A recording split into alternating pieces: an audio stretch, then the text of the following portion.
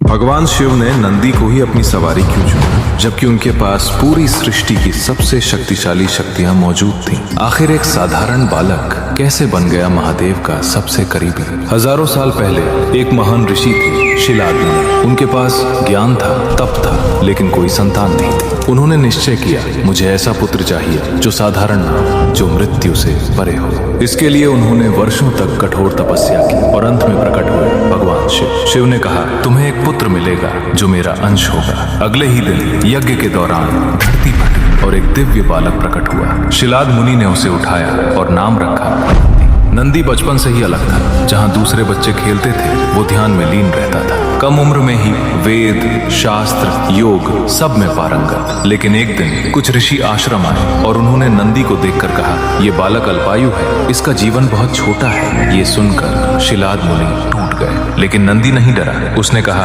अगर मृत्यु निश्चित है तो मैं खुद महादेव को प्राप्त करूंगा। और वो निकल पड़ा हिमालय की कठोर तपस्या के लिए। सालों तक ठंडी हवाएं, बर्फ, तूफान और सिर्फ एक मंत्र, ओम नमः शिवाय। आखिरकार शिव प्रकट हुए। उन्होंने पूछा, क्या चाहते हो? नंदी ने कहा, मुझे अमरता नहीं चाहिए, मुझे बस आपकी सेवा चाहिए। मैं हमेशा आपके पास रहना चाहता हूँ। यही भक्ति उसे सबसे अलग बनाती है। शिव प्रसन्न हुए और बोले, आज से तुम मेरे गणों के प्रमुख हो, तुम कैलाश के द्वारपाल हो और तुम मेरे सबसे प्रिय, सबसे निकट हो। फिर शिव ने अपना त्रिशूल उठाया और एक दिव्य प्रकाश में नंदी का शरीर बदल गया। वो बन गया एक विशाल, अजय, दिव्य बैल। उसी क्षण नंदी बना भगवान शिव की सवारी। लेकिन उसकी परीक्षा यहीं खत्म नहीं हुई। जब समुद्र मंथन में हलाहल विष निकला, जहां देवता भी डर गए, वहीं नंदी आगे बढ़ा और उस विष की बूंदों को अपनी जीभ से रोक लिया। उसे कुछ नहीं हुआ, क्योंकि नंदी सिर्फ वाहन नहीं था, वो शिव की भक्ति और शक्ति का प्रतीक था। इसीलिए शिव ने उसे चुना, शक्ति के लिए नहीं,